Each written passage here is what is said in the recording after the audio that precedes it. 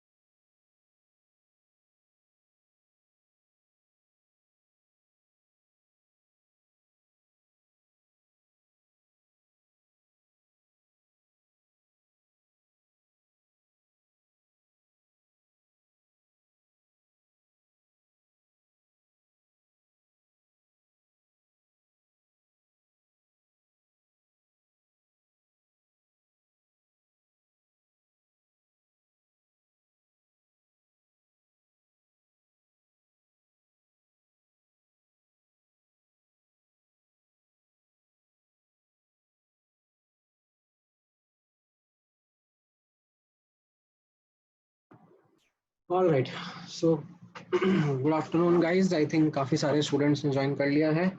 हम आज का लेक्चर स्टार्ट कर सकते हैं। So based on our discussion in the last class, एक बार एक क्विक रिकैप कर लेते हैं। हम लोगों ने लास्ट क्लास में क्या क्या सीखा था, देखा था। So after understanding about determining order of reaction, Last class was completely dedicated to this formula in which हम लोग फर्स्ट ऑर्डर रिएक्शंस के साथ में वर्क कर रहे थे, ठीक है, और हमें कॉन्सेंट्रेशन की जगह कोई और पैरामीटर लाइक प्रेशर, वॉल्यूम, इसका डेटा दिया होता था विद टाइम, एंड हमारा ऑब्जेक्टिव होता था रेट कांस्टेंट डिटरमाइन करना। एंड इसके बेस्ड क्वेश्चन को आंसर करने के लिए हम लोगों ने दो अप्रोच सीखे थे। वन वाज जहां पर हम लोग एक फंडामेंटल तरीके से जाते थे, एंड द अदर वाज जहां पर हम लोग एक फॉर्मूला बेस्ड तरीके से आंसर करते थे। दोनों से आंसर सेम आता है, एंड मैंने आपको दोनों तरीकों से प्रैक्टिस कराते हुए काफी सारे क्वेश्चंस आंसर करवाए थे, pressure measurement as well as volume measurement. Then हम लोग मिसलेनियस मेजरमेंट पर लास्ट क्लास में रुक गए थे, दैट हम लोग कुछ और instead of pressure and volume ऐसी क्वांटिटी देख सकते हैं जिसका मेजरमेंट यूज करके हम लोग के का वैल्यू फिर से बता पाएंगे। तो यहाँ पर आप ऑब्जर्व करना,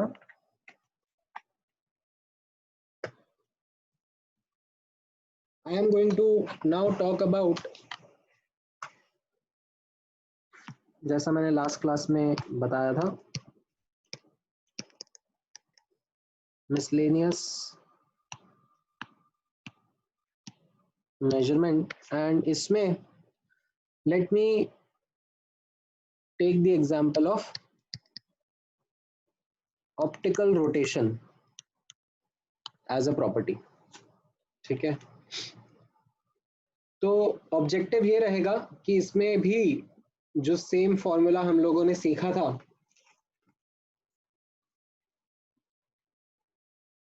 ln q infinity minus q naught upon q infinity minus qt is equal to kt, वही फॉर्मूला अप्लाई हो जाएगा, ठीक है। तो यहाँ पर ऑब्जर्व करना, इसको एक एग्जांपल के थ्रू मैं समझाता हूँ। सो सुक्रोज, ग्लूकोज एंड फ्रक्टोस, ये एग्जांपल अगर आपको याद हो, हम लोगों ने सूडो फर्स्ट ऑर्डर काइनेटिक्स में देखा था, are all optically active compounds. Sucrose and glucose are dextrorotatory,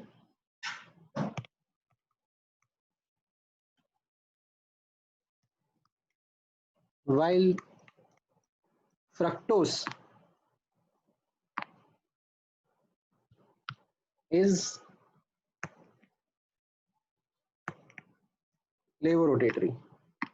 आपको ये टर्म्स आपने पहले सुने हुए हैं कभी?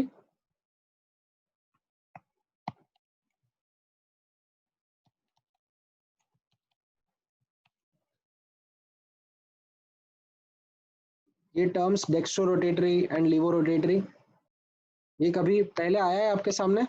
नहीं। ओके, तो मैं समझाता हूं इनके बारे में।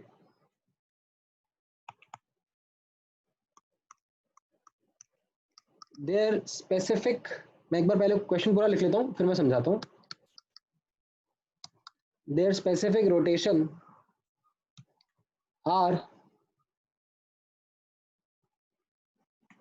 plus 65.5%, plus 52.7%, and minus 92.4 degree. Sorry, percent क्या लिख रहा हूँ यार मैं, डिग्रीज लिखनी चाहिए मुझे, डिग्रीज में रोटेशन रेस्पेक्टिवली, ठीक है। इसको सिंप्लीफाई करने के लिए मैं, ठीक है, अभी मैं सिंप्लीफाइड वे में इसको सॉल्व करूंगा, तो इसको मैं बोल देता हूँ R1, R2 एंड R3। ठीक है, बार बार मुझे ये पूरा चीज नहीं लिखना है, तो मैं इसको R1, R2, R3 angle of rotation बोल देता हूँ। ठीक है, या फिर आप इसको थीटा भी बोल सकते हो। थीटा अपन लोग ज्यादा रिलेट करते हैं ना एंगल से, तो θ1, θ2, θ3।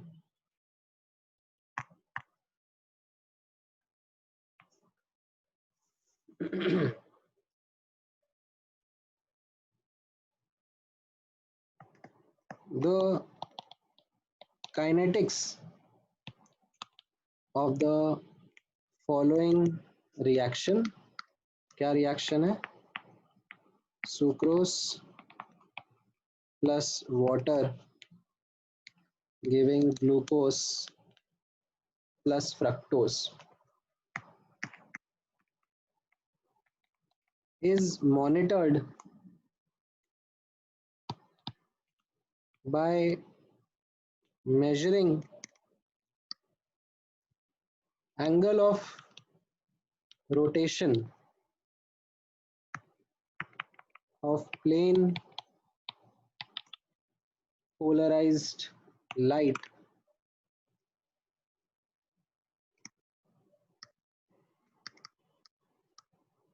passing through the reaction mixture।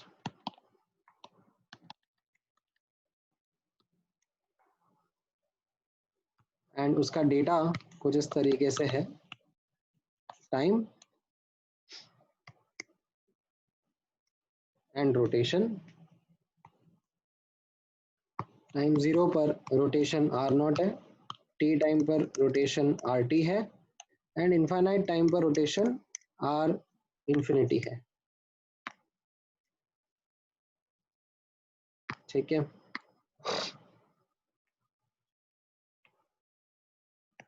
since the angle of rotation is directly proportional to concentration, show that kT is equal to ln R infinity minus R0 upon R infinity minus RT, where K is the rate constant of pseudo first order kinetics।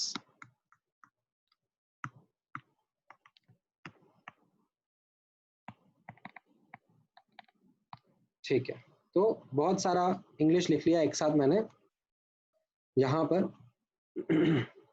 बड़ा सा question है, पर इसका तरीका, इसको करने का method वही रहेगा जो अभी तक हम करते आ रहे थे। तो यहाँ पर ऑब्जर्व करना, मान लो एक सॉल्यूशन के अंदर कोई स्पीशीज रखी है जिसका कॉन्सेंट्रेशन मुझे नहीं पता है। ठीक है, तो हम इसका कॉन्सेंट्रेशन कैसे निकाल पाएंगे? क्या तरीका रहेगा? मान लो अगर यहाँ पर सॉल्यूशन की जगह कोई गैस होता, तो हम लोग क्या करते, यहाँ पर ऐसे एक मैनोमीटर लगा देते और उससे प्रेशर मेजर कर लेते, है ना। प्रेशर मेजर करके हमें उसका मोल्स पता पड़ जाते हैं। बट अगर मान लो गैस नहीं है, ठीक है, कोई डिजॉल्व स्पीशीज है, सॉल्यूशन है, यहाँ पर कोई स्पीशीज डिजॉल्व है, उसका कॉन्सेंट्रेशन कैसे निकालेंगे? ठीक है, ऐसा तो है नहीं कि हमें देख के समझ में आ जाएगा, आपके सामने सोल्यूशन रखा है और आपको बोले कि देख के इसका कॉन्सेंट्रेशन बता दो, तो वो तो नहीं कर सकते हम लोग। तो एक तरीका क्या होता था? एक तरीका होता था टाइट्रेशन। टाइट्रेशन हम लोग करते थे जिससे हम लोग ये अननोन कॉन्सेंट्रेशन निकाल पाए। राइट। बट अब टाइट्रेशन में भी कैसा होता है, अब ऐसा नहीं है ना हर सब्सटेंस का टाइट्रेशन हो सकता है। एसिड बेस टाइट्रेशन हमने देखा है, रिडॉक्स टाइट्रेशन हमने देखा है, ठीक है। बट जैसे मान लो सुक्रोज जैसा सब्सटेंस है, ये C12H22O11, ये सुक्रोज है, ठीक है। अब इसका तो टाइट्रेशन ही नहीं होता, मतलब ये एसिड बेस की तरह एक्ट करता नहीं है, ये रिडॉक्स रिएक्शन में भी पार्टिसिपेट करता नहीं है। तो इसका मतलब हम लोग अब मेजरमेंट अगर मुझे करना हो इसका सोल्यूशन का, तो मैं कैसे करूंगा? तो साइंटिस्ट ने बहुत सारे नए नए तरीके निकाले हैं to measure concentrations of many such kind of compounds.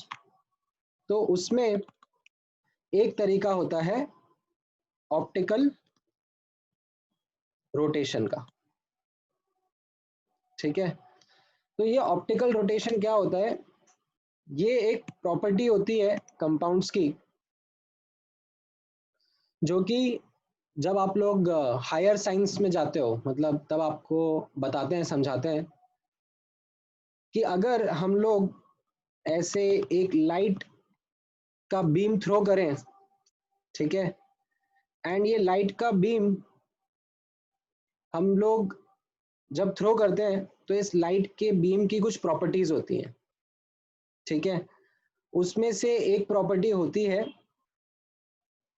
कि हम लोग ये यहाँ पर पोलराइज्ड लाइट यूज करते हैं, ठीक है। अब पोलराइज्ड लाइट क्या होता है? आप लोगों ने शायद, किसी को फोटोग्राफी में इंटरेस्ट है क्या? आप लोगों में से कभी आप लोगों ने फोटोग्राफी देखी है? सूरज सर, सूरज। हाँ हाँ बोलो। सूरज को ऐसे। हाँ, सो ऐसा होता है, जिस जिस जिस इंसान को थोड़ा सा फोटोग्राफी में इंटरेस्ट होगा, उसने कभी सुना होगा कि पोलराइज्ड लाइट क्या होती है, ठीक है। तो ऐसा होता है, जैसे मान लो आपके पास ऐसे एक नॉर्मल लाइट आ रही है, आप डे टू डे लाइफ में हो, ठीक है, एक नॉर्मल लाइट आ रही है, यहाँ पर एक मैंने फिल्टर लगा रखा है, ठीक है।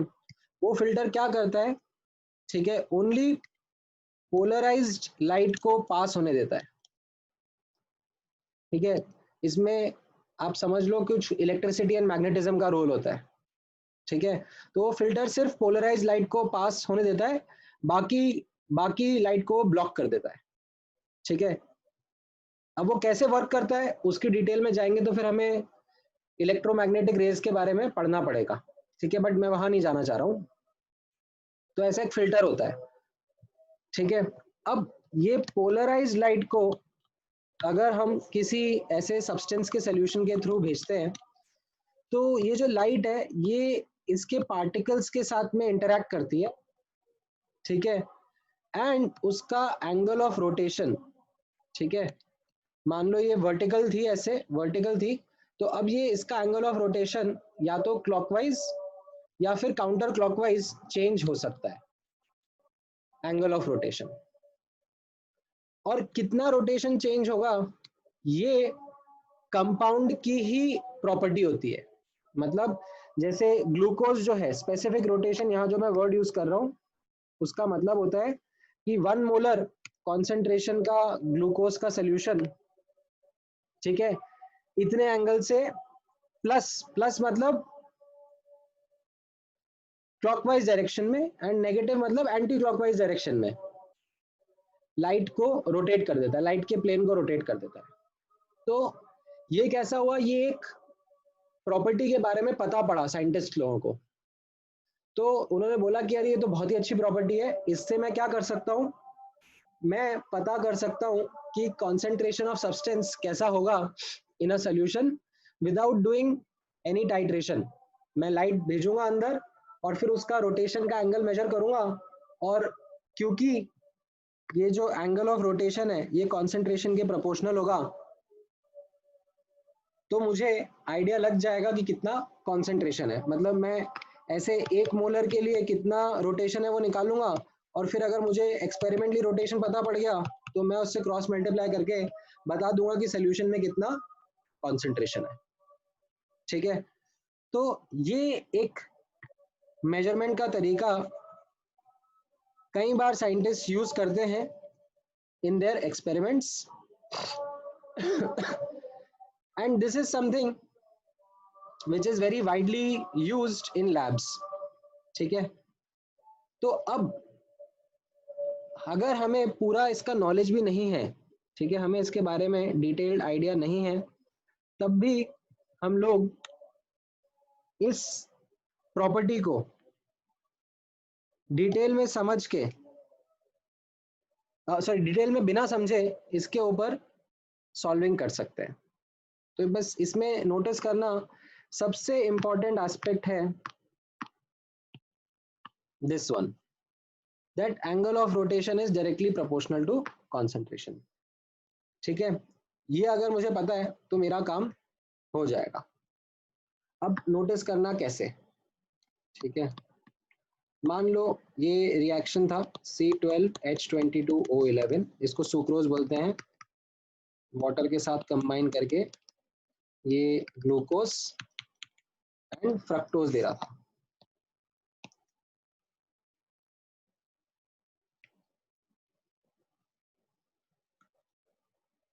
ठीक है, अब इसमें टाइम 0 पर A मोल्स रहेंगे।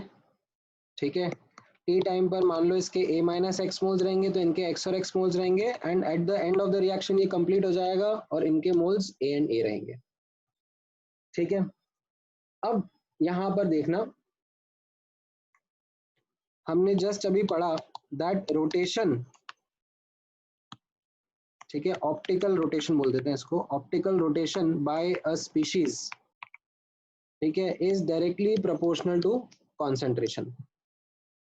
ठीक है, so optical rotation by species can be written as specific rotation into concentration. ठीक है, स्पेसिफिक रोटेशन मतलब 1 मोलर कॉन्सेंट्रेशन के सोल्यूशन का कितना रोटेशन होता है।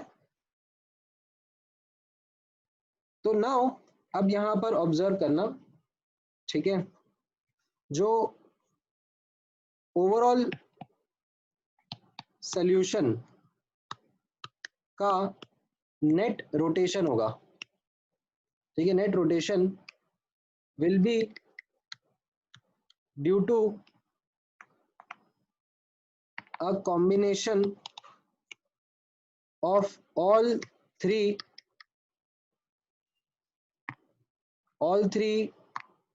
species, क्योंकि इसमें बोला जा रहा है कि सारी की सारी स्पीशीज, यहाँ पे देखो पहली लाइन में लिखा है ये सारी ऑप्टिकली एक्टिव है, सुक्रोज ग्लूकोज एंड फ्रक्टोज, ये तीनों ही रोटेट करती हैं। अब इनमें से कोई काउंटर क्लॉकवाइज रोटेट कर रहा है, कोई क्लॉकवाइज रोटेट कर रहा है, तो नेट क्या होगा, इन सबका कॉम्बिनेशन। ठीक है, तो यहां पर ऑब्जर्व करना, टाइम 0 पर जो आर नॉट रेडिएशन ऑब्जर्व हो रहा है, ठीक है, आर नॉट रेडिएशन ऑब्जर्व हो रहा है, वो किसकी वजह से हो रहा होगा, यहां पर ए कॉन्सेंट्रेशन है किसका, सुक्रोज का। ठीक है, बाकी ग्लूकोज एंड फ्रक्टोज तो 0 थे, ठीक है, स्टार्टिंग में भी थे ही नहीं। फिर टी सेकेंड्स पर, टाइम टी जनरल टाइम पर जो आर टी रोटेशन ऑब्जर्व हो रहा है, वो किसकी वजह से हो रहा होगा, सुक्रोज जिसका A माइनस एक्स कॉन्सेंट्रेशन है और इसका स्पेसिफिक रोटेशन θ1 है, देन X ग्लूकोज है एंड X फ्रक्टोज है, और इनके रेस्पेक्टिव स्पेसिफिक रोटेशन से मैंने इनको मल्टीप्लाई कर दिया। एंड नोटिस करना, इन्फिनिटी टाइम पर आर इन्फिनिटी, ये किसकी वजह से होगा, ये तो पूरा खत्म हो गया। ठीक है, मतलब मैं 0 की जगह यहाँ पर ऐसे डैश बना देता हूँ, या चलो 0 ही बना देते हैं। इन्फिनिटी टाइम पर सुक्रोज तो पूरा खत्म हो गया और glucose and fructose a concentration में रहेगा। तो अब यहाँ पे नोटिस करना, अगर इसको मैं इक्वेशन 1, 2 एंड 3 बोलूँ तो क्या दिखेगा? ऑब्जर्व करना, अगर मैं R theta sorry R infinity minus R naught लिखूंगा तो ये कितना आ जाएगा? ऑब्जर्व करना, ए कॉमन आ जाएगा and theta 2 plus theta 3 minus theta 1 आ जाएगा। ठीक है, अगर मैं R infinity minus R naught लिख रहा हूँ, और अगर मैं R infinity minus R T लिख रहा हूँ तो क्या आ जाएगा? नोटिस करना, R infinity minus R T, अब इसमें ए कॉमन लूंगा तो theta 2 plus theta 3 minus theta 1, और फिर एक्स कॉमन लूंगा तो भी ये कैसा हो जाएगा? Theta 2 plus theta 3 minus theta 1। ठीक है, ये मैंने यहाँ पर आर इंफिनिटी और आर टी को सब्ट्रैक्ट करा है। ठीक है, देखो आप लोगों को समझ में आएगा। तो अगर मैं इसको डिवाइड कर दूंगा, ठीक है, इसको मैं ऐसे भी लिख सकता हूँ ना, ये थीटा 2 प्लस थीटा 3 को मैं कॉमन ले लूँ तो ये क्या हो जाएगा? A minus x theta 2 plus theta 3 minus theta 1। ठीक है, सो दस इनको अगर मैं डिवाइड कर दूंगा तो क्या बनेगा?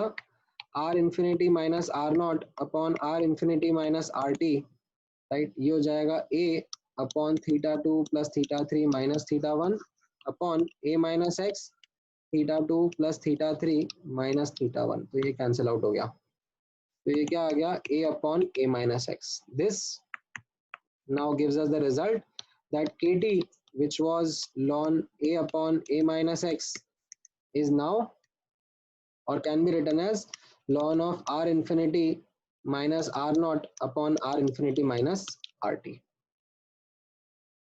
ठीक है, तो ये मैंने प्रूफ कर दिया कि अगर हम लोग प्रेशर या वॉल्यूम के अलावा और भी कोई मिसलेनियस क्वांटिटी मेजर कर रहे हैं, जैसे यहाँ पर हम लोगों ने देखा कि miscellaneous quantity was optical rotation, and वो ऑप्टिकल रोटेशन अगर कॉन्सेंट्रेशन के डायरेक्टली प्रोपोर्शनल है तो उसमें भी ये फॉर्मूला मेरा फिर भी वर्क करेगा।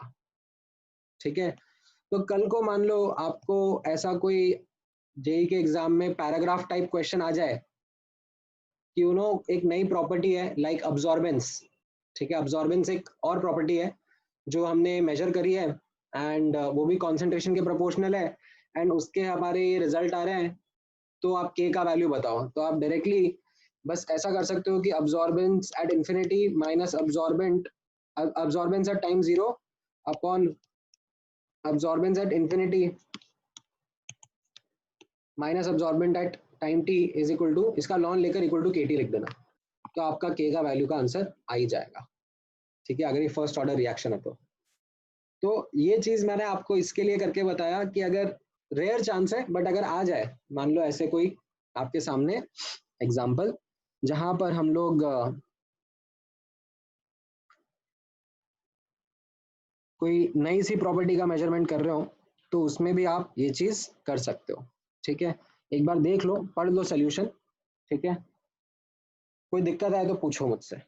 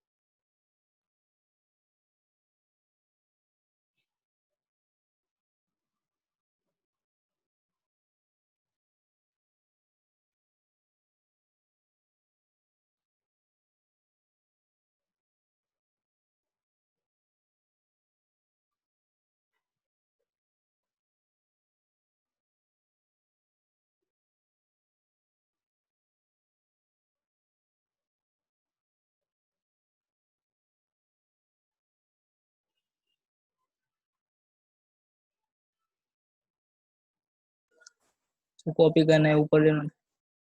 अच्छा,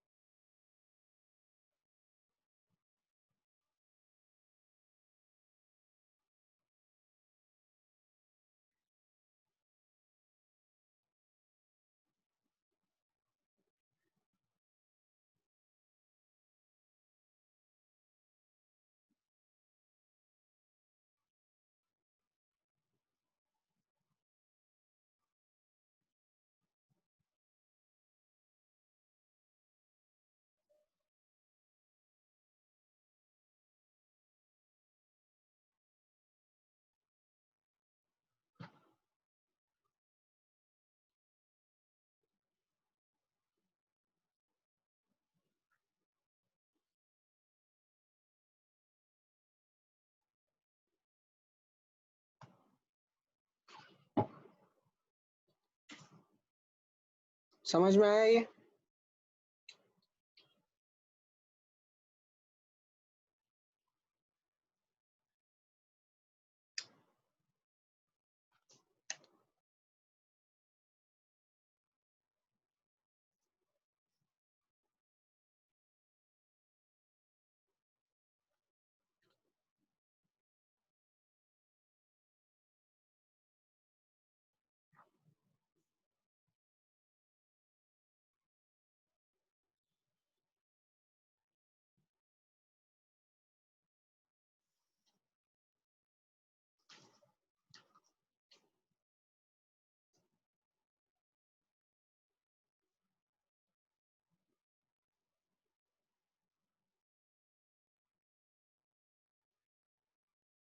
नीचे कर दो।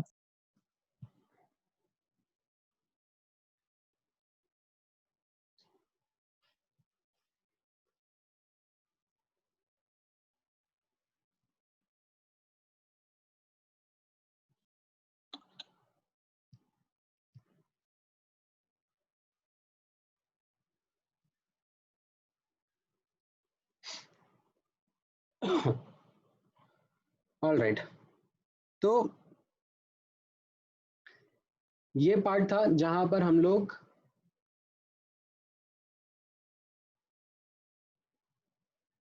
ये समझना चाह रहे थे दैट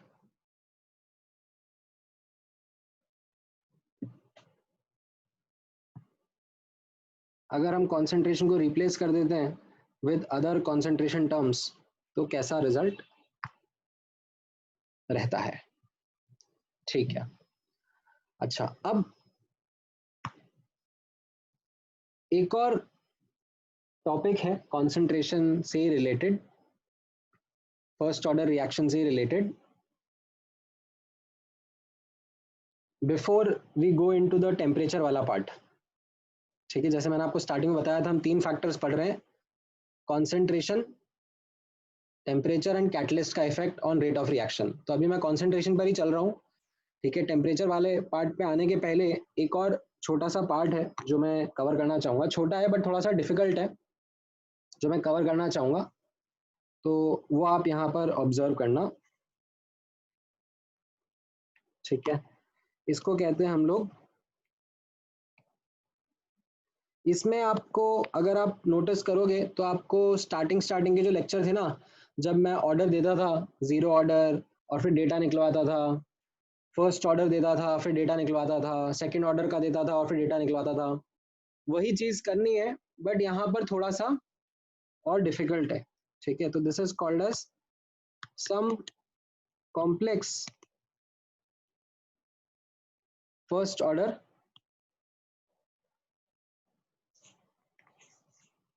काइनेटिक्स, ठीक है। तो ये some complex first order kinetics में सबसे पहला मैं आपको दिखाता हूँ, which is called as parallel kinetics. तो ये पैरेलल काइनेटिक्स है जहां पर बोला जा रहा है कि ए, ठीक है, अभी हम लोग फर्स्ट ऑर्डर में ही डील करेंगे, सिचुएशन को ज़्यादा भी कॉम्प्लिकेट नहीं करेंगे बट फर्स्ट ऑर्डर में डील करेंगे कि ए बी में जा रहा है, ठीक है, एज वेल एज सी में जा रहा है, ठीक है, एंड ये दो पैरेलल रिएक्शन हो रहे हैं, ठीक है। इसका रेट कांस्टेंट K1 है, इसका रेट कांस्टेंट K2 है, ठीक है। तो यहाँ पर क्या मतलब हुआ इसका, A goes into B and C via parallel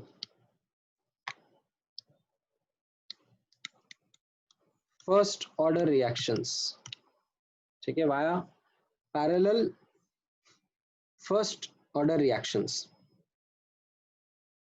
with rate constant K1 and K2 respectively, ठीक है।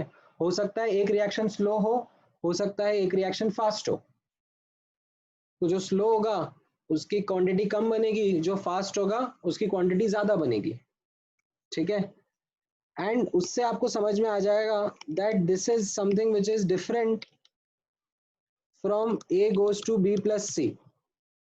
ये इससे डिफरेंट है क्योंकि इस वाले रिएक्शन में क्या होता था, इस वाले रिएक्शन में बी और सी की क्वांटिटी हमेशा सेम ही रहेगी ना। अगर ये एक ही रिएक्शन है जिसमें बी और सी दोनों बन रहे हैं तो हमेशा बी और सी का क्वांटिटी सेम रहेगा। बट यहां पर कैसा है, यहां पर बी और सी का क्वांटिटी अलग अलग हो सकता है। ठीक है, तो अब मैं आपसे पूछ रहा हूं, ठीक है, if initial concentration of A is A0 and B and C का initial concentration 0 है, then determine AT, BT and CT।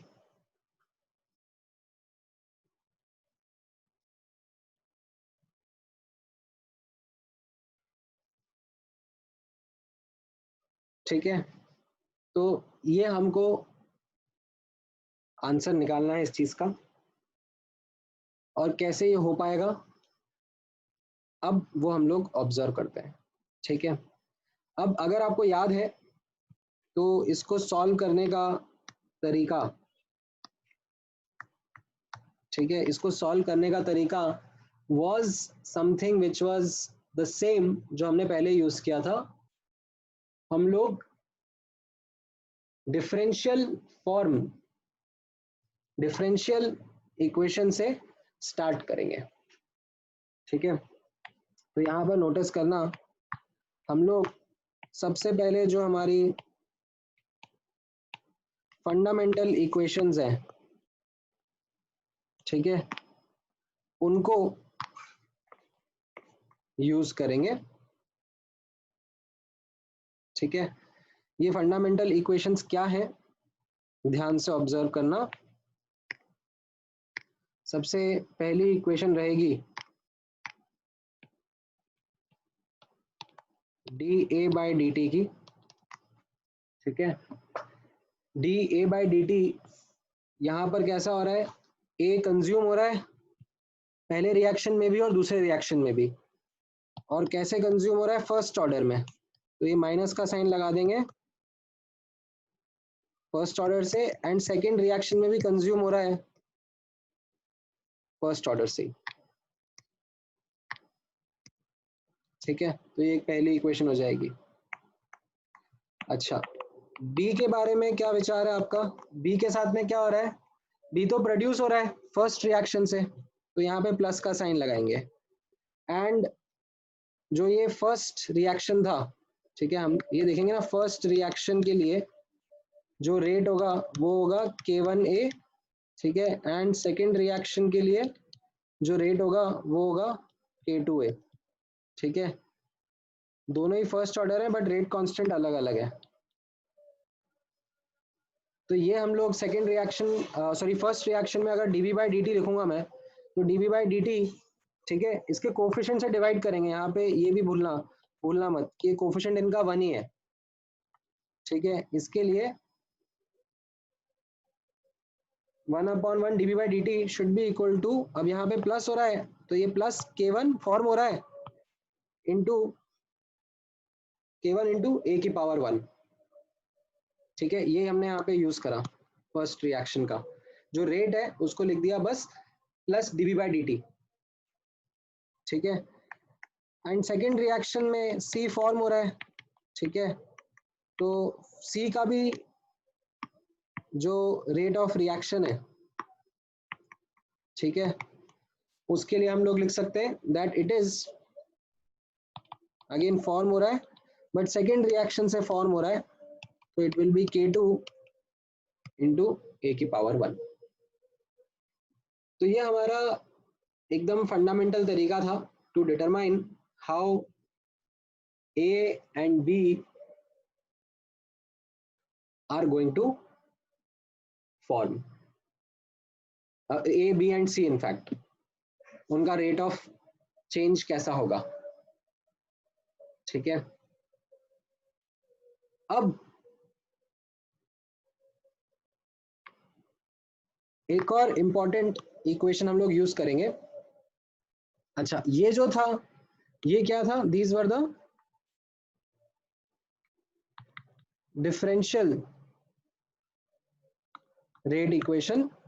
अभी एक और फंडामेंटल इक्वेशन होता है जो कि मोल कंसेप्ट से आएगा।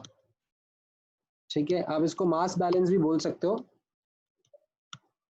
मोल कंसेप्ट बोल सकते हो, या फिर मास बैलेंस भी बोल सकते हो। वो क्या रहेगा, यहाँ पे नोटिस करना। ठीक है, ए बी में जा रहा है एज वेल एज सी में जा रहा है। अब मान लो स्टार्टिंग में ए था 0 और बी और सी भी 0 थे।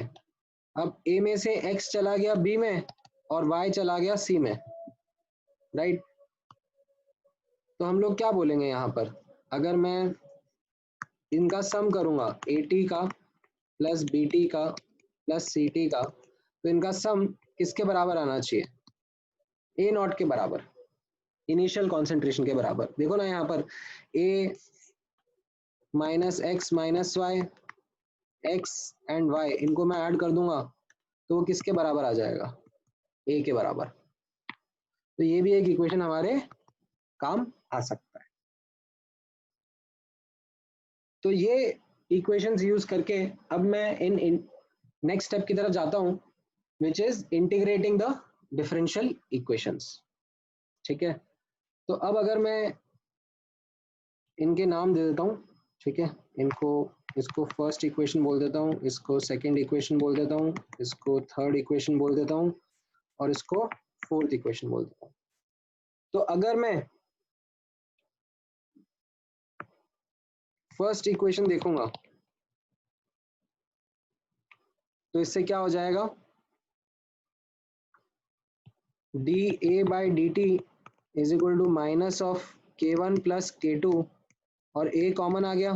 ठीक है, अब इसको इंटीग्रेट कैसे कर देते हैं, A वाले टर्म को एक तरफ लेके आ जाओ एंड T वाले टर्म को दूसरी तरफ लेके चले जाओ, राइट। फिर इंटीग्रेशन कर दो, टाइम 0 पर ये A0 रहेगा एंड T टाइम पर ये AT रहेगा। इसको इंटीग्रेट कर दोगे तो आपको मिल जाएगा AT इज इक्वल टू, ये हमने फर्स्ट ऑर्डर में करा हुआ है, e की पावर माइनस यहाँ पर K1 plus K2 into T हो जाएगा। ठीक है, तो ये आपके पास में AT का एक्सप्रेशन आ गया। ठीक है, अच्छा, अब B और T के बारे में भी सोचते हैं, B और C के बारे में। तो उसमें मैं क्या करूंगा, यहाँ पर नोटिस करना, मैं सेकंड और थर्ड को डिवाइड कर देता हूँ। ठीक है, अगर मैं सेकंड और थर्ड को डिवाइड कर दूंगा तो यहाँ पर आप नोटिस करना दैट dB by dC, ठीक है, डिवाइड 2/3। ठीक है, 2 क्या था, dB by dt, एंड 3 क्या था, dC by dt is equal to, ये K1 by K2, ये K1 A था और ये K2 A था। अब ये K2 क्या, सॉरी, A तो कट जाएगा तो ये क्या बचेगा सिर्फ, और ये dt भी कट जाएगा तो ये क्या बचेगा, dB upon dC is equal to K1 by K2। ठीक है, अब इनको हम इंटीग्रेट करेंगे तो कैसा रहेगा, dB is equal to K1 by K2 into DC, right. And इनका इंटीग्रेशन कहाँ पे होगा, स्टार्टिंग में दोनों 0 रहेंगे, ये BT तक जाएगा और ये CT तक जाएगा, है ना। तो इससे क्या आ जाएगा, BT upon CT is equal to K1 upon K2, है ना। ये भी एक इंपॉर्टेंट रिजल्ट आ जाएगा। ठीक है, अब इसी को अगर मैं फोर्थ इक्वेशन में सब्स्टिट्यूट कर देता हूँ, सब्स्टिट्यूट इन फोर्थ। ठीक है, फोर्थ इक्वेशन क्या था, AT plus BT plus CT is equal to A naught, है ना। अगर इसी में मैं सब्स्टिट्यूट कर देता हूं तो मुझे D T and C T का रिजल्ट मिल जाएगा, ठीक है। अब वो रिजल्ट थोड़ा अच्छा नहीं मिलता है देखने में, और मैं ये भी नहीं कह रहा हूं कि आप याद करो, ठीक है, आपको ये याद करने की जरूरत भी नहीं है। इसको आप सब्स्टिट्यूट जब करोगे, ठीक है, आप 80 को सब्स्टिट्यूट करोगे, ये जो अपन ने 80 यहाँ पर लिखा ना, ये वाला, ये येलो बॉक्स के अंदर, ये 80 को आप सब्स्टिट्यूट कर दोगे और बीटी और सीटी में से किसी एक को सब्स्टिट्यूट कर दोगे तो आपको बीटी मिल जाएगा या फिर सीटी मिल जाएगा। तो मैं लिखने के लिए लिख रहा हूं, बट याद मत करना, ठीक है। सब्स्टिट्यूट करने पर ये रिजल्ट आता है।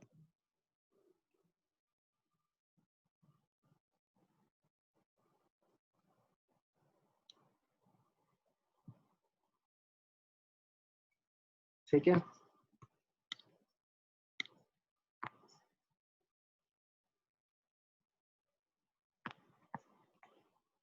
सबसे ज्यादा इंपॉर्टेंट रिजल्ट आपके लिए रहेगा विच इज दिस वन, कि बी और सी क्या है, बराबर अमाउंट में नहीं बनेंगे, बल्कि किस अमाउंट में बनेंगे, उनका ratio will be the rate constant K1 by K2। ये आपके लिए सबसे इंपॉर्टेंट रिजल्ट रहेगा इसमें। ये समझ में आया? ठीक है, यस सर। इस पे मैं एक एग्जांपल भी कराता हूँ, ठीक है, क्वेश्चन कराता हूँ डेटा के साथ में, तो आपको और अच्छे से ये अप्लाई करने में समझ में आएगा कि इसमें से क्या क्या चीजें हैं जो कि हम याद रख सकते हैं, याद रखनी चाहिए। एक तो ये फंडामेंटल इक्वेशन याद रखनी चाहिए, और उन फंडामेंटल इक्वेशन से जो मैंने ये डिराइव करा रिजल्ट येलो बॉक्स में, ये दो रिजल्ट आपको डेफिनेटली ध्यान रखने चाहिए, ठीक है। अब इस पर एक क्वेश्चन मैं कराता हूँ, ठीक है, जैसे बुकलेट में से यहाँ पर देखना।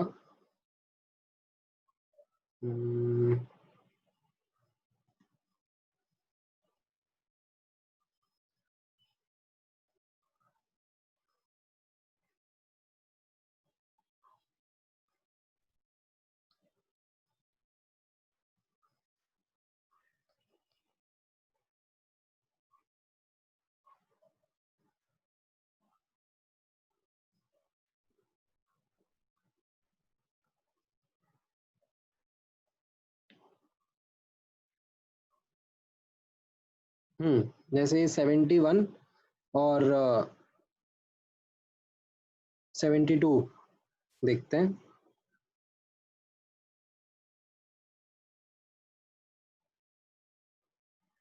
Let me take the screenshot of this.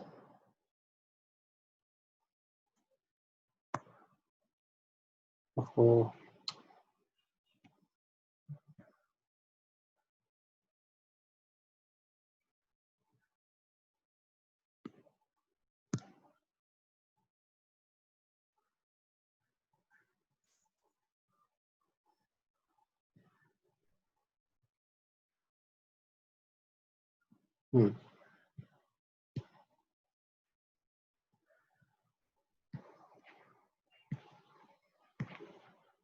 ये तो कैसा हो गया, फंडामेंटल रिजल्ट याद करने वाला हो गया, फंडामेंटल इक्वेशन लिखने वाला एक्चुअली, ठीक है। तो इसका सॉल्यूशन कैसा रहेगा, ये क्या बात कर रहा है, dx बाई डी के बारे में, है ना। अब ये dx बाई डी क्या है, ए का चेंज, है ना, एज इन रिएक्टेंट है, ठीक है, और ये फर्स्ट ऑर्डर है, ठीक है, क्वेश्चन में लिखा नहीं है यहाँ पर, ये फर्स्ट ऑर्डर पैरेलल रिएक्शंस है। तो अब इसमें क्या हो रहा है, x कंज्यूम हो रहा है पहले रिएक्शन में, तो कैसे लिखेंगे, -K1 इंटू एक्स का कॉन्सेंट्रेशन, एंड दूसरे में भी कंज्यूम हो रहा है, सो -K2 इंटू एक्स का कॉन्सेंट्रेशन, एंड इसका कॉन्सेंट्रेशन यहाँ पर कितना बोला जा रहा है,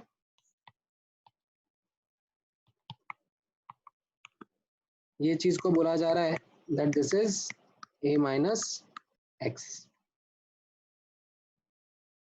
ठीक है, क्योंकि ये नेगेटिव साइन क्यों है यहाँ पर, क्योंकि कंज्यूम हो रहा है। तो इससे आपको आंसर मिल गया कि ये डी ऑप्शन रहेगा। समझ में आया?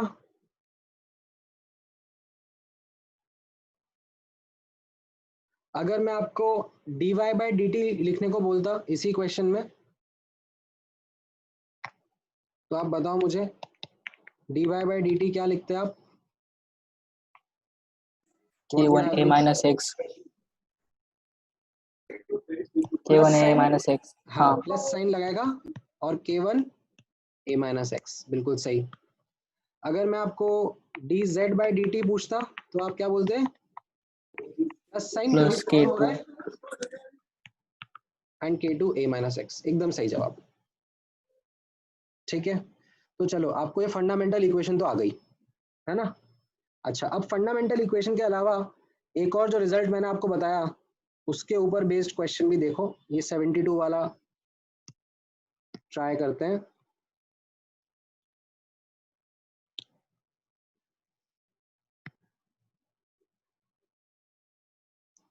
ठीक है, एंड कैल्सी वगैरह की जरूरत नहीं पड़ेगी इसमें, ठीक है, थोड़ा सा अप्रोक्सीमेटली भी कर दोगे तो आंसर आ जाएगा।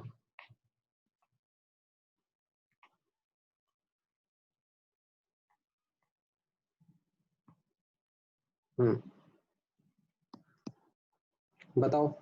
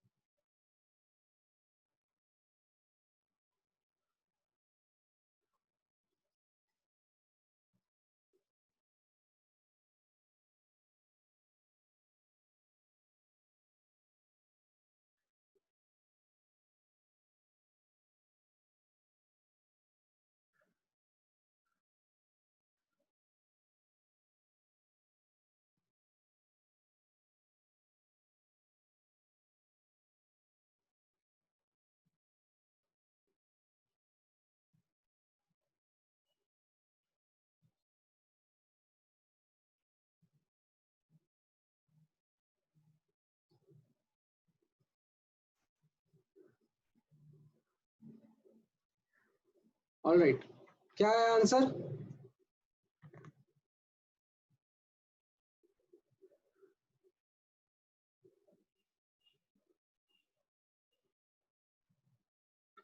बी। बी ऑप्शन एकदम सही। सो इसमें कैसा हो जाएगा, जस्ट ये वाला फॉर्मूला यूज हो रहा है, B upon C is equal to K1/K2, ठीक है। एंड उसकी वजह से, ठीक है, उसकी वजह से अब यहाँ पर आप देखोगे कि जो K1 K2 की वैल्यूज दी हुई है वो 1.26 अपॉन 3.8 इज रफली 1:3 का रेशियो, ठीक है। तो इसका मतलब क्या हो जाएगा, B will be around 25% and C will be around 75%। तो इससे आपको रफ कैलकुलेशन करके आंसर मिल जाएगा, क्योंकि बाकी ऑप्शंस भी दूर दूर है, तो आपको ऐसा एकदम डिटेल में कैलकुलेशन करने की जरूरत नहीं है। इट इज समथिंग जहां पर आप इजीली अप्रोक्सीमेटेड कैलकुलेशंस कर सकते हो, ठीक है। अच्छा, इसमें अब मैं इम्पोर्टेंट एक नोट लिखा देता हूँ, ठीक है, विच इज समटाइम्स जब ये क्वेश्चन में थोड़ा सा अगर कोएफिशिएंट्स का यूज होता है, ठीक है। मान लो इस तरीके से अगर यहाँ पर यूज हो रहा है कि a जो है वो p टाइम्स b दे रहा है, ठीक है, कोफिशिएंट p है, एंड q टाइम्स c दे रहा है, ठीक है, and K1 K2 rate constant है। तो इस केस में क्या होता है कि b upon its coefficient and c upon its coefficient will be equal to K1/K2, ठीक है। ये चाहिए तो वापस से डिराइव भी कर सकते हो, सेम तरीके से डिराइव करना पड़ेगा। कैसा, जैसे यहाँ पर ऊपर देखो क्या करा था, जब हम लोग यहाँ पर फंडामेंटल इक्वेशन लिख रहे थे तो यहाँ पर आपको P और यहाँ पर Q लिखना पड़ेगा, और वो सेम आंसर आपको दे देगा, क्योंकि कोफिशिएंट से डिवाइड करते हैं ना अपन जब रेट लिखना होता है। तो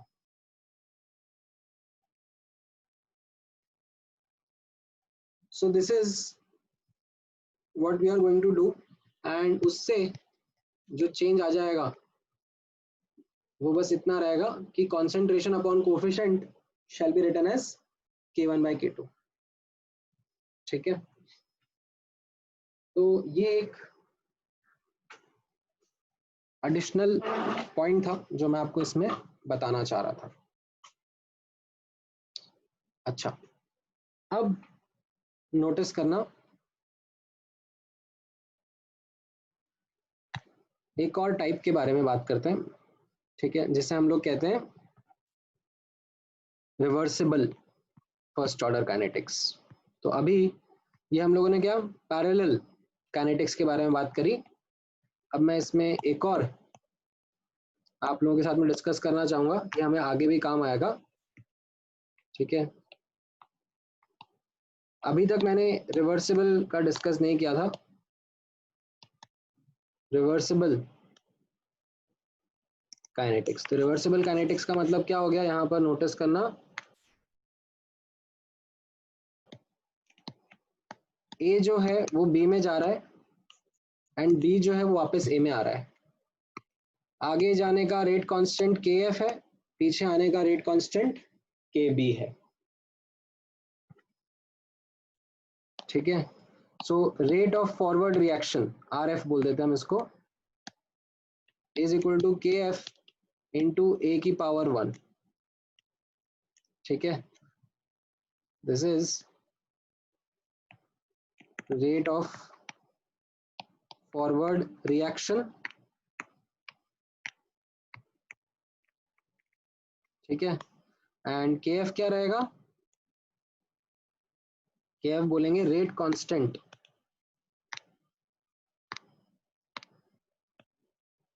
rate constant of forward reaction. अच्छा, एंड साथ ही साथ रिएक्शन बैकवर्ड भी जा रहा है, ठीक है। तो बैकवर्ड रिएक्शन का रेट क्या हो जाएगा, K backward into concentration of B की पावर 1, ठीक है। तो ये रेट ऑफ बैकवर्ड रिएक्शन बोलेंगे, एंड के बी को क्या बोलेंगे, this is rate constant of backward reaction। ठीक है, अब इसके बारे में आपको और इंफॉर्मेशन जो दिया हुआ है वो दिया हुआ है that initial concentration of A is equal to A naught। ठीक है, initial concentration of B is 0। ठीक है, एंड इसमें अब आपको साथ ही साथ प्रूव करने के लिए बोला जा रहा है।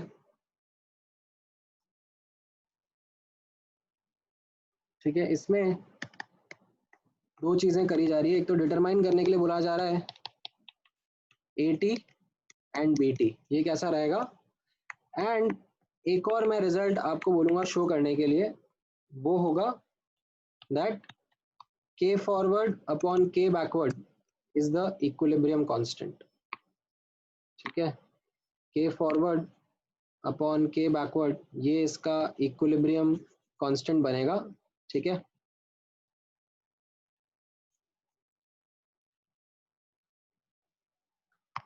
एंड एक और चीज शो करने के लिए बोला जा रहा है दैट ए का रिएक्शन एट और ए का concentration at equilibrium will be equal to KB upon KB plus KF into A naught, and B का concentration at equilibrium will be equal to KF upon KB plus KF into A naught. ठीक है, ये भी आपको मैं show करने के लिए बोल रहा हूँ। ठीक है, अभी इसमें कैसा है, मैं AT और BT का एक्सप्रेशन आपको याद रखने के लिए नहीं बोलूंगा, क्योंकि AT एंड BT का एक्सप्रेशन थोड़ा सा मतलब डिफिकल्ट सा आएगा, लंबा सा आएगा, तो वो हम लोग याद नहीं रख पाएंगे।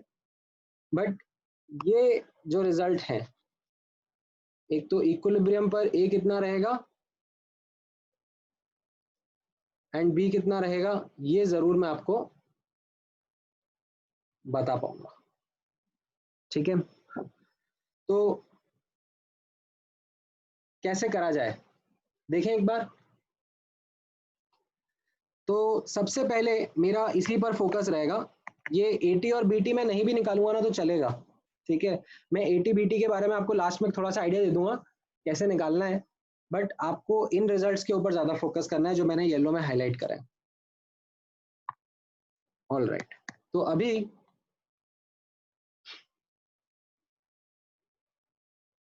सबसे पहले शो दैट वाले पार्ट पर फोकस करेंगे। ठीक है,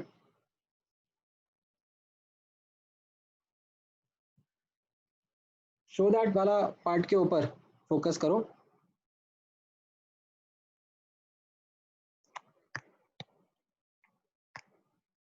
देखना, रेट ऑफ फॉरवर्ड रिएक्शन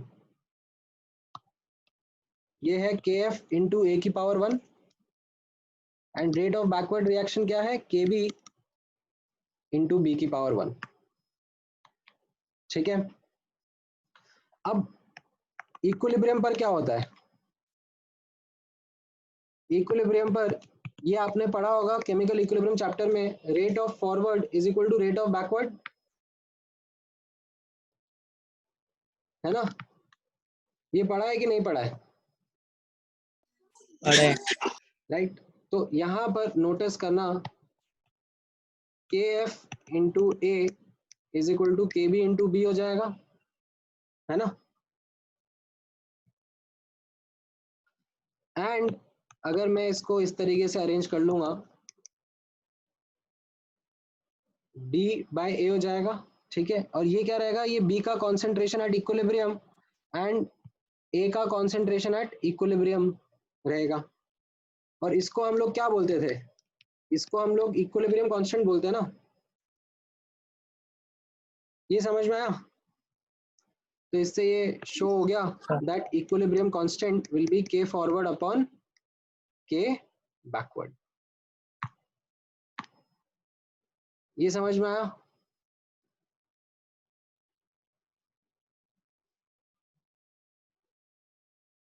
है ना।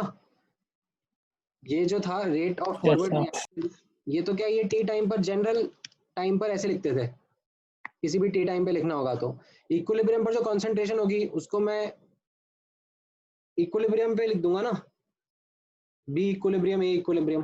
तो इससे मुझे इक्विलिब्रियम कांस्टेंट समझ में आ गया, दैट इट इज के फॉरवर्ड बाय के बैकवर्ड। अच्छा, एक और चीज ऑब्जर्व करना, ठीक है, एक और चीज ऑब्जर्व करना, टाइम जीरो पर, ठीक है, ये ए नॉट है, ये जीरो है, एंड इक्विलिब्रियम पर ये कुछ ए नॉट माइनस एक्स और ये एक्स होगा, है ना, Yes, sir. है कि नहीं। Yes, sir. तो इसका मतलब क्या हो गया, that A equilibrium plus B equilibrium, ठीक है, इसको मैं ए इक्विलिब्रियम बोल सकता हूँ और इसको मैं बी इक्विलिब्रियम बोल सकता हूँ, इन दोनों का sum should be equal to A naught, जो हम लोगों ने लास्ट एग्जाम्पल में मोल कंसेप्ट बोला था या फिर मास बैलेंस बोला था, वो इक्वेशन मैं यहाँ पे लिख सकता हूँ, है ना।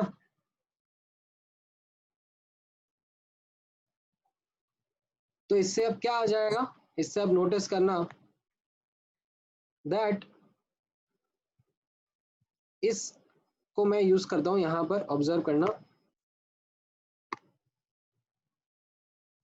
एंड यहाँ पर सब्स्टिट्यूट कर देता हूँ, ठीक है। तो ए इक्विलिब्रियम और बी इक्विलिब्रियम को मैं क्या बोल दूंगा, K forward by K backward into A equilibrium, है ना, राइट। यहां से ये लिया ना मैंने, that B equilibrium is A equilibrium into K forward upon K backward, इसको यहाँ पे सब्स्टिट्यूट कर दिया। तो मुझे इससे क्या मिल गया, that A equilibrium is equal to K backward upon K backward plus K forward into A naught.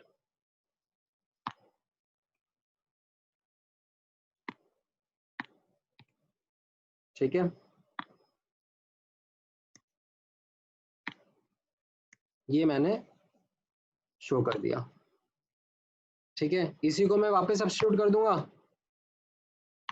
ठीक है, इसी को मैं अगर वापस सब्स्टिट्यूट कर दूंगा तो मेरा रिजल्ट कैसा रहेगा,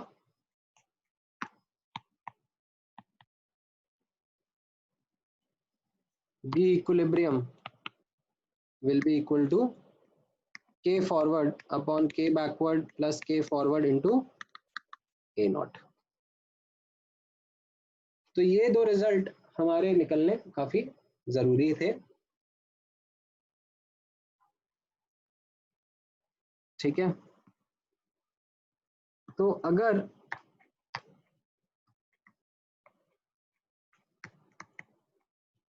बी पार्ट का सोल्यूशन, ये मैंने शो दैट वाला पार्ट का पहले करके दिखाया है, ठीक है, ए वाले पार्ट का भी करके दिखाऊं अब, ठीक है। एक बार मैं इसको जूम आउट कर लेता हूं ताकि आपको ये समझ में आए, ये शो दैट वाले पार्ट का रिजल्ट है।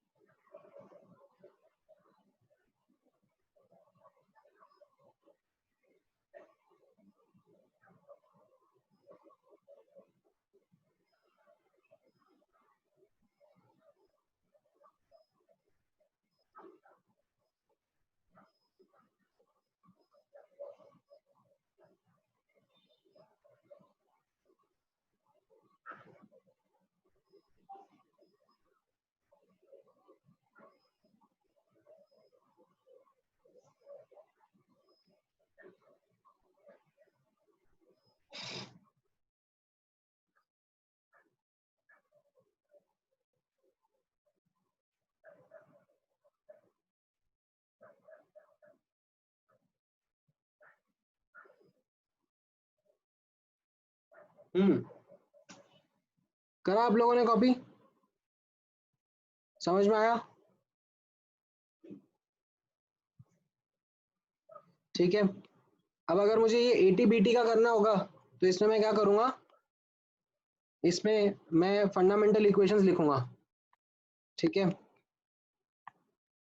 D A by D T क्या होगा, ये हो जाएगा माइनस के फॉरवर्ड इंटू ए, इससे तो ये कंज्यूम हो रहा है, एंड के बैकवर्ड इंटू बी से ये फॉर्म हो रहा है। ठीक है, एंड यहाँ पर ये जो के बैकवर्ड इंटू बी है, इसको मैं क्या लिख दूंगा, इसको मैं लिख दूंगा ए नॉट माइनस ए। ठीक है, जो हमने मास बैलेंस की इक्वेशन अभी लिखी ना ऊपर, यहाँ पर ये जनरल टाइम टी पर भी वैलिड है। ठीक है, ये किसी जनरल टाइम टी पर भी वैलिड है। तो इससे ये हो जाएगा, यहाँ पर ऑब्जर्व करना, minus of K F plus K B into A plus K B into A naught is equal to D A by D T. और फिर इसको मैं इंटीग्रेट कर दूंगा, ए वाले टर्म्स को एक तरफ लेके आ जाऊंगा। ठीक है, ये के बी ए नॉट माइनस के F plus K B into ए, इसका इंटीग्रेशन इज इक्वल टू यहाँ पर डी टी का इंटीग्रेशन। मतलब ये कैसा हो गया, ये आप ऐसा मान के चलो कि D X upon D minus A X is equal to D T, इस टाइप का इंटीग्रेशन हो गया। अब ये इंटीग्रेशन आप लोगों ने करा होगा फिजिक्स वगैरह में, जब आपने प्रैक्टिस करी होगी तो आपको ये इंटीग्रेशन करना आया होगा, बट मैं अभी ये इंटीग्रेशन नहीं करना चाह रहा हूँ। ठीक है,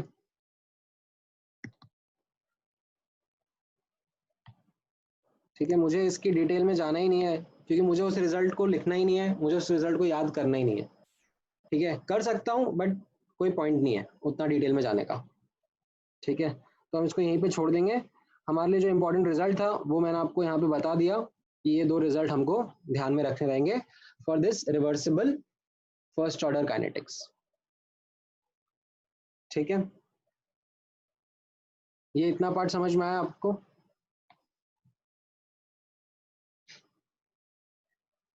आगे बढ़ सकते हैं इसका अब हम? Yes sir. ऑल राइट, सो अब नोटिस करना, कंसंट्रेशन वाला पार्ट अब हम क्लोज कर रहे हैं। ठीक है, कंसंट्रेशन वाले पार्ट में हम लोग काफी डिटेल में गए हैं। ठीक है, मैं एक बार वापस से एक बार क्विकली रिवाइज करा देता हूँ, रिकैप करा देता हूँ। ठीक है, ध्यान से ऑब्जर्व करना आप लोग। जब हम केमिकल काइनेटिक्स का फर्स्ट लेक्चर देख रहे थे, तो केमिकल काइनेटिक्स के फर्स्ट लेक्चर में मैंने आप लोगों को आउटलाइन दिया था चैप्टर का। ठीक है, कि हम लोग इस चैप्टर में क्या क्या डिस्कस करने वाले हैं। तो अगर आपको याद हो तो इसमें हम लोगों ने पहले रिएक्शन में, पहले लेक्चर में एक्चुअली रेट ऑफ रिएक्शन के बारे में बात करा था, कि rate of individual species rate of reaction क्या होता है, एंड उससे रिलेटेड हमने कैलकुलेशंस करी थी। फिर फैक्टर्स अफेक्टिंग पे हम लोगों ने कंसंट्रेशन के ऊपर बात करी, एंड कंसंट्रेशन के ऊपर बात करने में हम लोगों ने एटलीस्ट अभी लेक्चर 2 से लेकर इनफैक्ट लेक्चर 6, आज छठे लेक्चर में भी हम लोग चलेगा इसमें।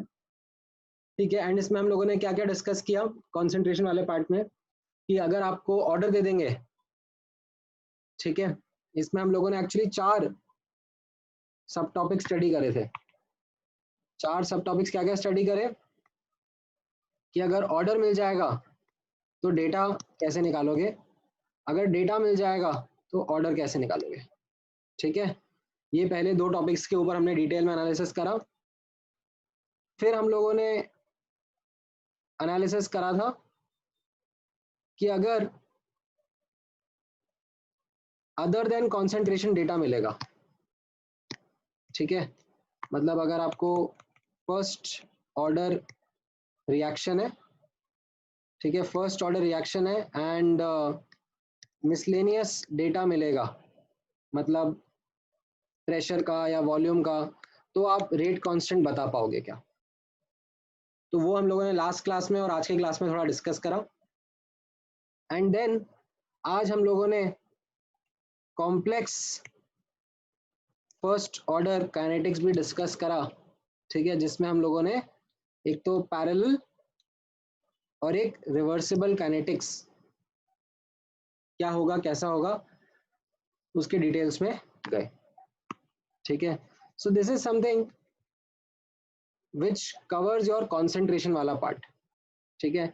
अब मैं मूव करना चाहूंगा टेम्परेचर वाले पार्ट के ऊपर, ठीक है, कि टेम्परेचर पर इसका इफेक्ट कैसा रहेगा, ठीक है। अच्छा, टेम्परेचर पर मूव करने के पहले क्या मैं एक क्वेश्चन बताऊं आप लोगों को रिवर्सिबल वाले के ऊपर? अगर कोई क्वेश्चन है बुकलेट में तो लेट मी फाइंड आउट, ठीक है। एंड उसके ऊपर अपन एक बार देखते हैं,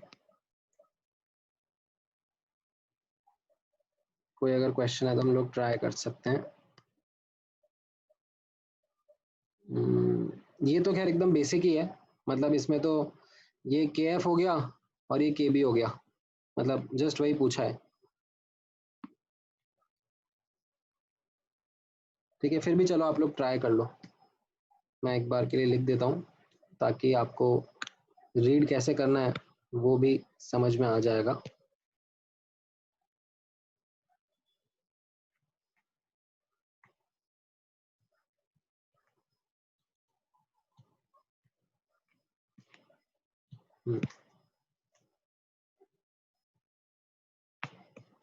चलो इसका आंसर बता दो, चलो मुझे।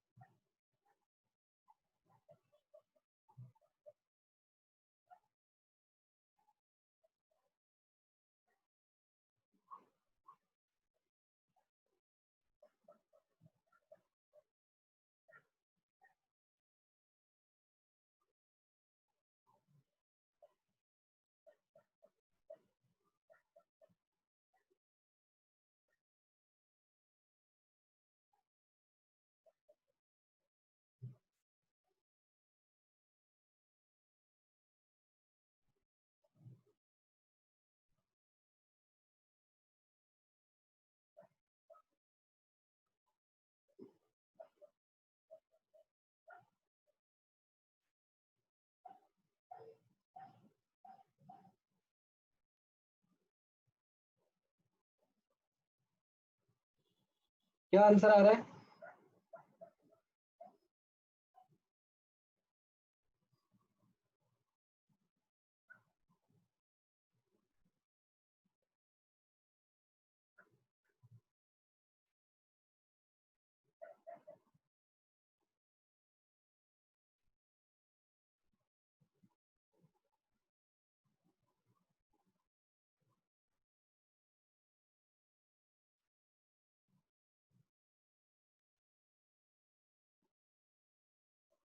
डी। बी ऑप्शन आ रहा है। ये आपका के फॉरवर्ड हो गया है ना? फिर वो माइनस होगा ना के फॉरवर्ड।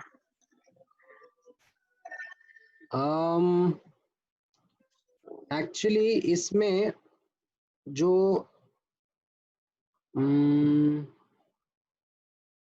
कॉम्प्लेक्स बात करा जा रहा है, फॉर द कॉम्प्लेक्स, ठीक है, तो कॉम्प्लेक्स के लिए जो फॉरवर्ड होगा वो तो फॉर्मेशन हो रहा है, और जो बैकवर्ड होगा वो कंजम्पशन हो रहा है ना।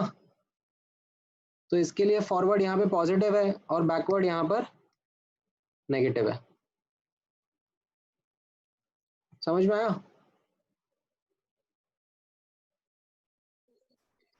क्योंकि कॉम्प्लेक्स के चेंज के बारे में बात करा जा रहा है। अगर सिल्वर या अमोनिया के बारे में बात करा जा रहा होता तो हाँ, फॉरवर्ड नेगेटिव लिखते हैं और बैकवर्ड को पॉजिटिव लिखते हैं।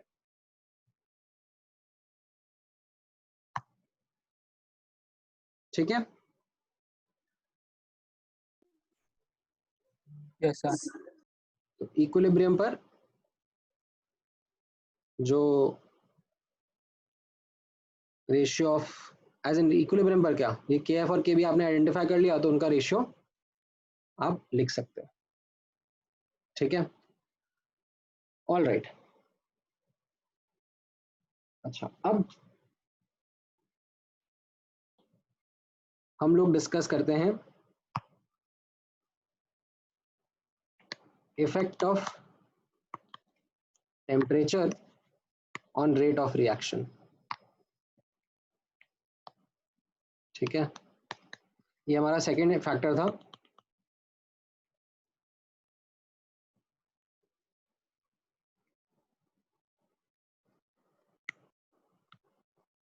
अब इसमें आप ऑब्जर्व करना दैट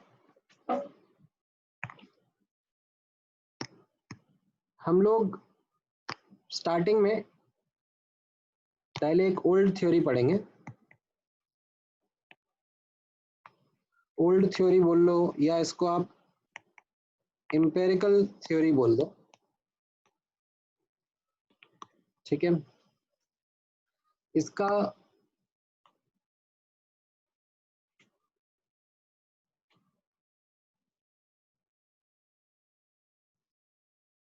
मीनिंग क्या होता था यहाँ पर ऑब्जर्व करना। इसके डेफिनेशन में हम लोग एक वर्ड यूज करते थे कॉल्ड एज टेम्परेचर कोएफिशिएंट। ठीक है, सो उसका डेफिनेशन मैं आपको बताता हूँ, लिखाता हूँ।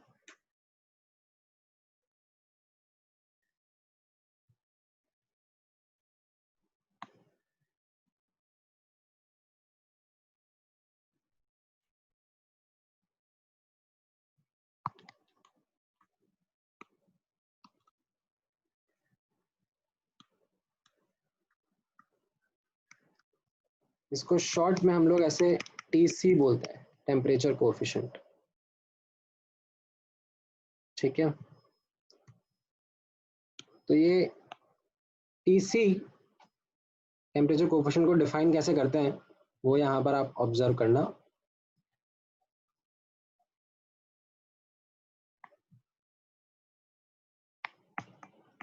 TC is defined as ratio of rate of reaction at two different temperature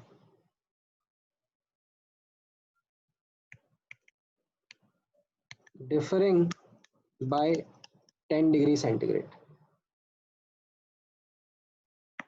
ठीक है, यूजुअली अगर कुछ बोला नहीं जाता है, अलग से स्पेसिफाई नहीं करा जाता है, तो these temperature are 25 degree centigrade and 35 degree centigrade. So temperature coefficient क्या हो गया, K of reaction at T plus 10 upon K of reaction at T। ठीक है, एंड इसका वैल्यू रफली 2 से 3 के बीच में लाया करता था for many reactions, specially many biological reactions.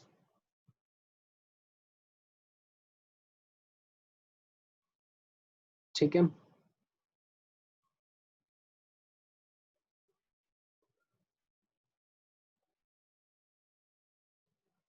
Now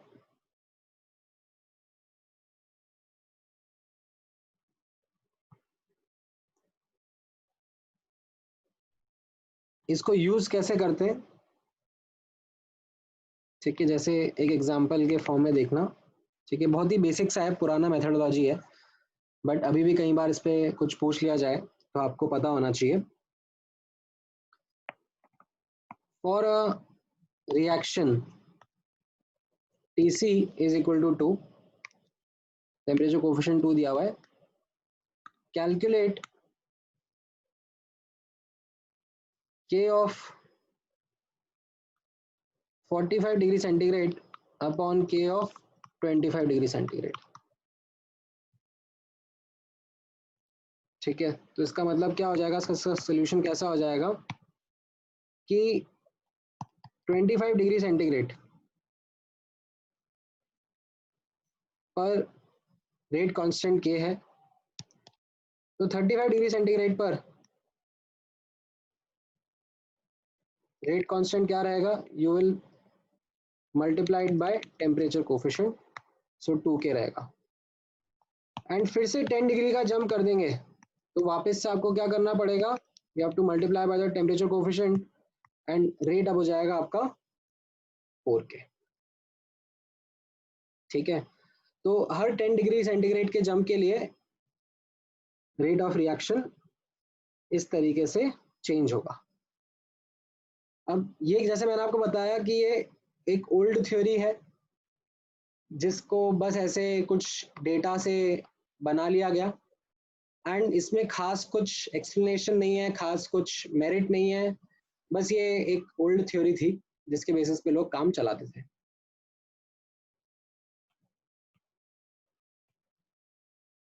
then ठीक है, इसमें मान लो अगर आपको किसी बीच के टेम्परेचर पे भी करना हो, ठीक है, मान लो अगर आपको किसी बीच के टेम्परेचर पे भी करना हो तो भी इसमें ऐसे करते थे, ठीक है। For a reaction let's say temperature coefficient is 2 and आपको बोला जा रहा है calculate K at 40 degree centigrade upon K at 25 degree centigrade, तो आप क्या करोगे, यहाँ पर आप यूज करोगे इसका formula that K2 by K1 will be equal to temperature coefficient की पावर डेल्टा T बाई 10, ठीक है। जैसे पिछली केस में डेल्टा T कितना था, 20 डिग्री सेंटीग्रेड, तो TC की पावर 2 चला गया था, यहाँ पर अभी TC की पावर कितना हो जाएगा, ये 15 का चेंज आएगा और उससे ये 2√2 बन जाएगा, ठीक है। तो K2 by K1 will be equal to 2√2, इस तरीके से लोग काम चलाते थे, ठीक है। पर अभी हम लोगों को अपना मेथड थोड़ा डिटेल में समझने के लिए एक नई थ्योरी को अपनाना पड़ा, which is called as Arrhenius. Sir वो टीसी के ऊपर क्या है, TC to the power delta T time, sorry इसको मैं टेम्परेचर कर देता हूँ, डेल्टा टी कितना टेम्परेचर का चेंज हम लोग यहाँ पर ऑब्जर्व करना चाह रहे हैं। तो 25 से यहाँ पे देखो ना 40 पर गए तो कितने का चेंज हो गया, 15 का, है ना। Yes sir. इसको मैं थोड़ा क्लियरली लिख देता हूँ, ठीक है। पर ये क्या था, पुराना तरीका। अब नया थ्योरी जो हम लोग पढ़ना चाहेंगे,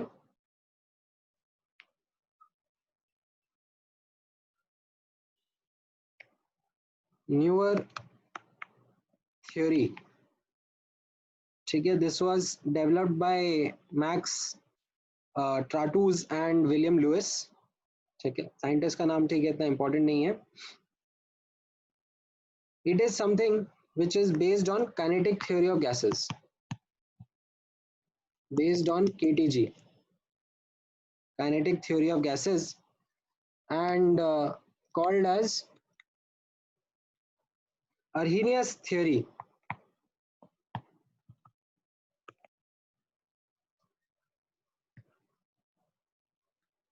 of rate of reaction,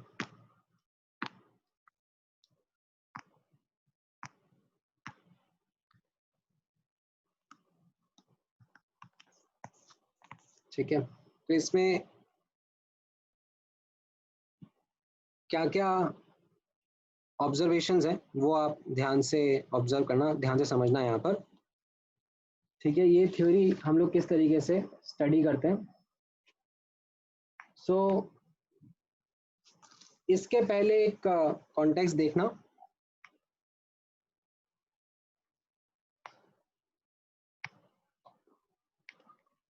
जो एग्जाम्पल हम लोग देखना चाह रहे हैं यहाँ पर वो कुछ इस तरीके से है कि मान लो A2 एंड B2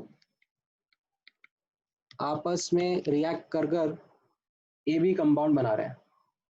ठीक है, so this is called as a bimolecular reaction in gaseous phase. ठीक है, occurring in a single step।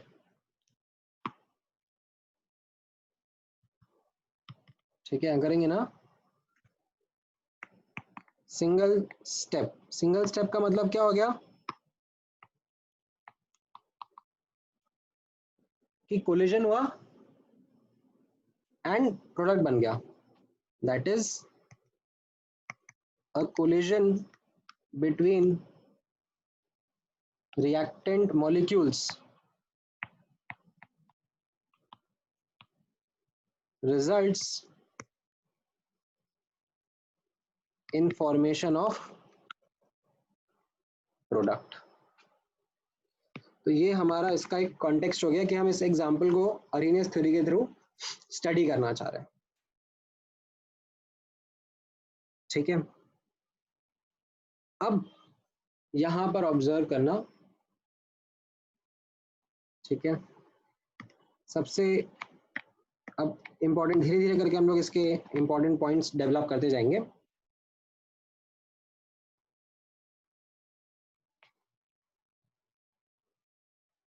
A chemical reaction takes place when or takes place due to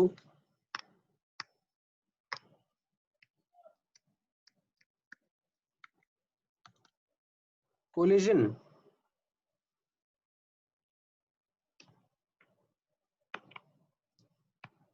among reactant molecules। ठीक है,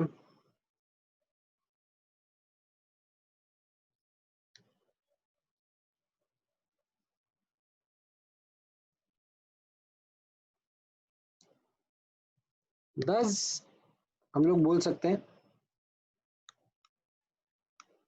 number of collisions that take place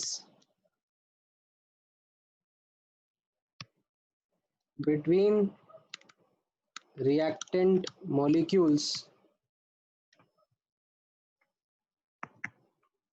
per second per unit volume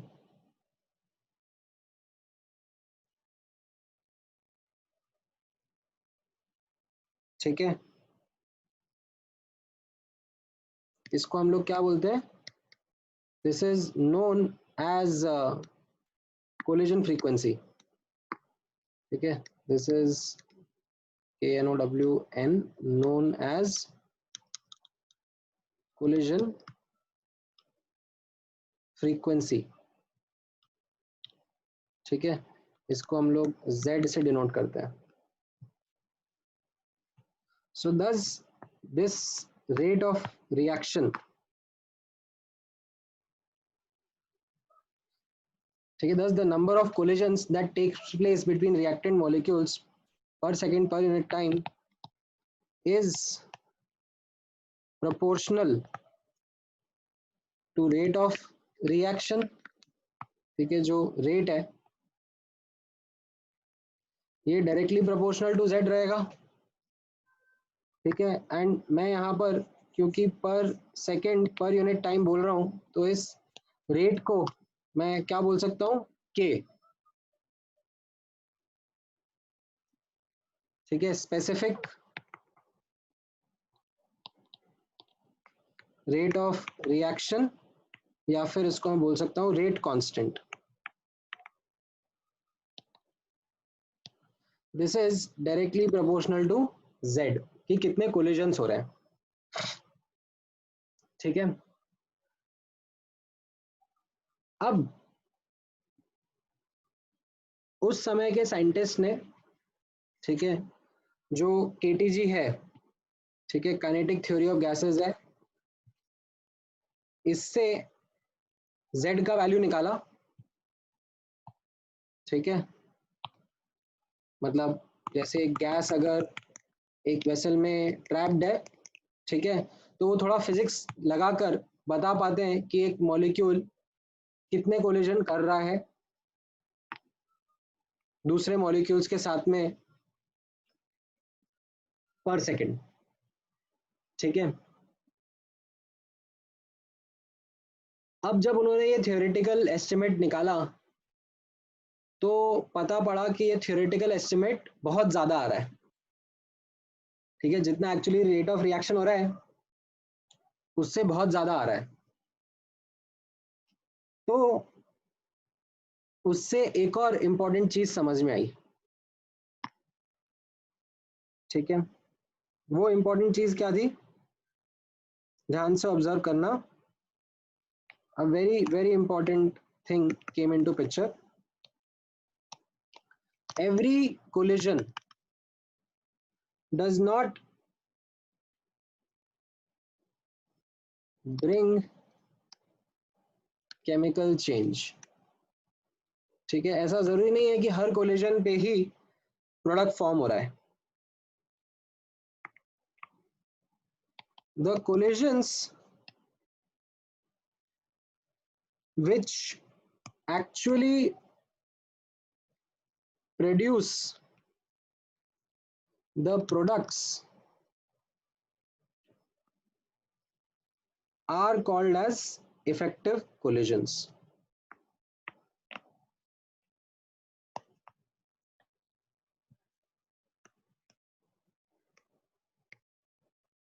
ठीक है, are called as effective collisions।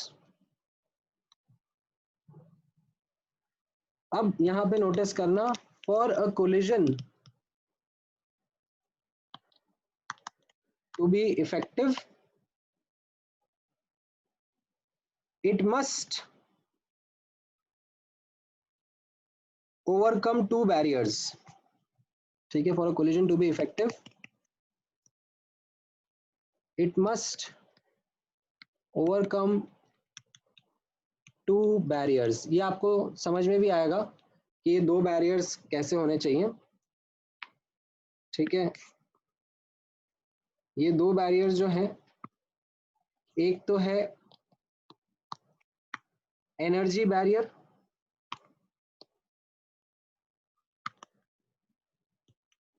और दूसरा है orientation barrier, ठीक है। इसको हम लोग एक बार के लिए समझते हैं कि ये एनर्जी बैरियर क्या चीज है, ठीक है। तो यहां पर आप ऑब्जर्व करना कि इस तरीके से ए का मॉलिक्यूल, ठीक है, और बी का मॉलिक्यूल आपस में कोलाइड करने वाले हैं। तो अगर ये मान लो स्लो स्पीड पे कोलाइड करने वाले हैं तो जरूरी नहीं है कि वो कोलिजन की वजह से मॉलिक्यूल्स इतने पास आए कि ऑर्बिटल्स ओवरलैप हो और बॉन्ड फॉर्मेशन हो पाए, ठीक है। तो यहाँ पर इस चीज को समझने के लिए मैं आपको एक स्टेटमेंट लिखाता हूँ, यहाँ पर समझना, ठीक है। For bond formation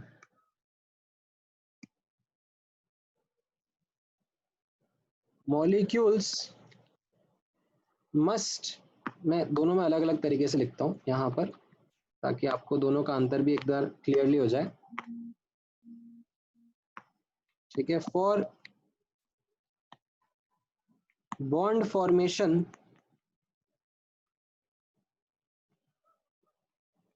molecules must possess sufficient energy such that atoms can come close enough for orbitals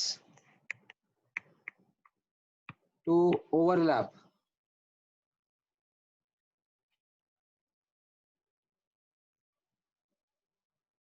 ठीक है, for orbitals to overlap।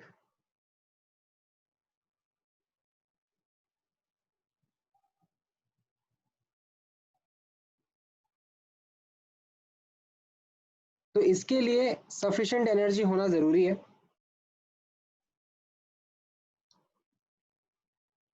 अच्छा, देन ओरिएंटेशन भी करेक्ट होना जरूरी है। ठीक है, यहां पर नोटिस करना, सिंस कोवलेंट बॉन्ड्स या फिर जो हमारे ऑर्बिटल्स होते हैं वो डायरेक्शनल होते हैं। ठीक है, orbitals are directional in nature. ठीक है, since covalent bonds or orbitals are directional nature, it becomes very important for molecules to collide in proper orientation such that bonds can form। मतलब जैसे मान लो ये ए का मॉलिक्यूल है, ठीक है, अब बी का मॉलिक्यूल इसको अप्रोच कर रहा है एंड ये ऐसे हेड ऑन, मतलब इस तरीके से कोलाइड कर रहे हैं, तो इनका ऑर्बिटल्स ओवरलैप हो सकते हैं और बॉन्ड फॉर्म हो सकता है। ठीक है, बट मान लो ये ए इस तरीके से वर्टिकल है और बी हॉरिजॉन्टल है। ठीक है, बी इस तरीके से हॉरिजॉन्टल है और ये आपस में कोलाइड कर रहे हैं, तो इससे फिर ए बी बॉन्ड फॉर्मेशन नहीं होगा। तो करेक्ट ओरिएंटेशन भी होना जरूरी है। तो यहां पर अब आप ऑब्जर्व करना, जो रेट ऑफ रिएक्शन है, ठीक है, जो के हम लोगों ने यहां पर लिखा था, स्पेसिफिक रेट ऑफ रिएक्शन, ठीक है, के से हम इसको रिप्रेजेंट कर रहे थे, ये नंबर ऑफ कोलिजन्स के तो प्रोपोर्शनल होगा ही सही, बट अब सारे के सारे कोलिजन्स इफेक्टिव नहीं होंगे, उसमें से कुछ ही कोलिजन इफेक्टिव होंगे जो कि एनर्जी बैरियर या एनर्जी क्राइटेरिया को फुलफिल कर सके। ठीक है, इसको मैं एनर्जी फैक्टर बोल देता हूं, as well as orientation factor को भी ओवरकम कर सके। ठीक है, ये दोनों वैल्यूज 0 से 1 के बीच में लाया करेंगे। ठीक है, तो जो टोटल कोलिजन्स है वो सबके सब इफेक्टिव नहीं हो पाएंगे, कुछ ही हो पाएंगे जो एनर्जी को और ओरिएंटेशन के क्राइटेरिया को सेटिस्फाई कर सके। ठीक है, अब उनकी डिटेल्स क्या होंगी, कैसी होंगी, वो नेक्स्ट क्लास में मैं यहीं से पिक करूंगा, बट आई थिंक आपको अब थोड़ा आइडिया लग रहा है कि किस तरीके से हम लोग एक मॉलिक्यूलर लेवल पर, एक डिटेल्ड लेवल पर एक रिएक्शन का अंडरस्टैंडिंग डेवलप कर रहे हैं, और फिर इसी अंडरस्टैंडिंग में हमें टेम्परेचर का रोल भी समझ में आएगा। ठीक है, सो आई थिंक आज के लिए इतना काफी है, इसके आगे का हम लोग नेक्स्ट क्लास में कंटिन्यू करते हैं। इसमें कोई डाउट है आपको जो पूछना है?